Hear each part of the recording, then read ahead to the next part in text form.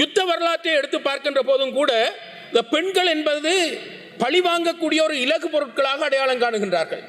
அந்த நேரத்தில் பார்த்தால் சில தாய்மார்கள் அம்பாறை மாவட்டத்தில் மத்திய முகாமை எடுத்துக்கொண்டால் அங்கு கோணேஸ்வரி என்று சொல்லப்படுகின்ற பெண் பாலியல் பலாத்காரம் செய்யப்பட்டு படுகொலை செய்யப்பட்டிருந்தார். புங்குடுதீவில் சாரதாம்பாள் என்று சொல்லப்படுகின்ற பெண் பாலியல் பலாத்காரம் செய்யப்பட்டு கொல்லப்பட்டிருந்தார். சுண்டிக்குழியில் கிருஷாந்தி என்பவர் அவ்வாறு பாலியல் பலாத்காரம் செய்யப்பட்டு கொல்லப்பட்டிருந்தார். அதே போன்றுதான் இறுதி யுத்தத்தின் போது இசைப்பிரியா என்று சொல்லப்படுகின்றவர் கூட்டு பாலியல் பலாத்காரம் செய்யப்பட்டு கொல்லப்பட்டிருந்தார். இதற்கு முன்பாக 1971 காலப்பகுதியில் நான் நினைக்கின்றேன் ஜேவிபி கட்சிக்கு ஆதரவு கொடுத்தவர் என்ற வகையில் மனம்பெரியவர்கள் கதிர்காமத்தில் அவ்வாறு பாலியல் பலாத்காரம் செய்து கொல்லப்பட்டிருக்கின்றார்.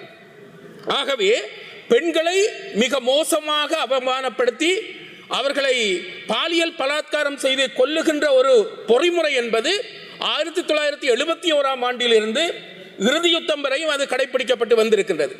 ஆனால் ஒரு விடயத்தை பார்க்க வேண்டும்.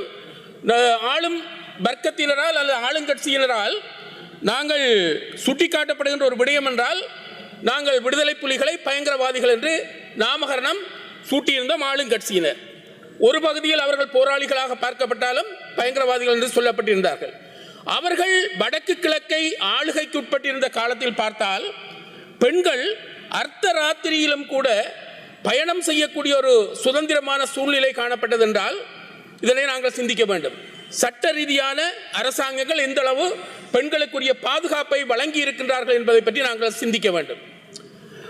இது மட்டுமல்லாமல் நான் நினைக்கிறேன் பர்வீன் சுல்தான் அவர்கள் ஒரு பேச்சாளராக இருக்கின்றவர், இந்த யூடியூப்ல அநேகமாக பேசிக்கொண்டு வருகின்றவர், இந்தியாவை சேர்ந்த ஒரு முற்போக்கான ஒரு பெண் பேச்சாளர்.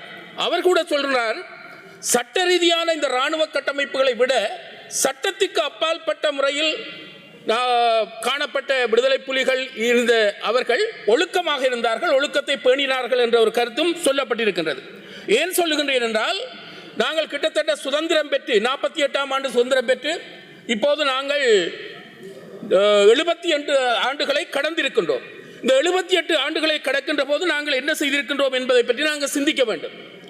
ஆகவே இந்த அரசாங்கமாவது இப்போது உங்களுக்கு தெரியும், சந்தியா எக்னலிகோட அவர்களது மனைவி சந்தியா காணாமலாக்கப்பட்ட கணவனை தேடிக்கொண்டிருக்கின்றார். இந்த மகளிர் தினத்தில் நாங்கள் அதனையும் பற்றி சிந்திக்க வேண்டும். அவர் பல இடங்களில் ஐக்கிய நாடுகள் சபை வரைக்கும் சென்று குரல் கொடுத்துக் கொண்டிருக்கிறார். எக்னலிகோட அவர்களை கண்டுபிடிப்பதற்காக விதவையாக அலைந்து கொண்டிருக்கிறார் சந்தியா. அதே மாதிரி லசந்த விக்ரமதுங்க அவர்கள் சிறந்த ஒரு ஊடகவியலாளர், அவரும் சுட்டுக்கொலை செய்யப்பட்டிருக்கின்றார். அவருடைய மனைவி மகள் நீதிக்காக ஏங்கிக் கொண்டிருக்கின்றார்கள். எனவே இந்த சர்வதேச மகளிர் தினத்தை நாங்கள் சிந்திக்கின்ற காலத்தில், அவற்றை கொண்டாட வேண்டும் என்று நினைக்கின்ற காலத்தில், இவ்வாறு விதவைகளாக இருந்து இழப்புகளுக்காக ஏங்கிக் கொண்டிருக்கின்ற அந்த மகளிரை பற்றியும் நாங்கள் சிந்திக்க வேண்டும். அவர்களுக்குரிய நீதியை வழங்கக்கூடியவர்களாக நாங்கள் இருக்க வேண்டும் என்பதை சுட்டிக்காட்ட விரும்புகின்றேன்.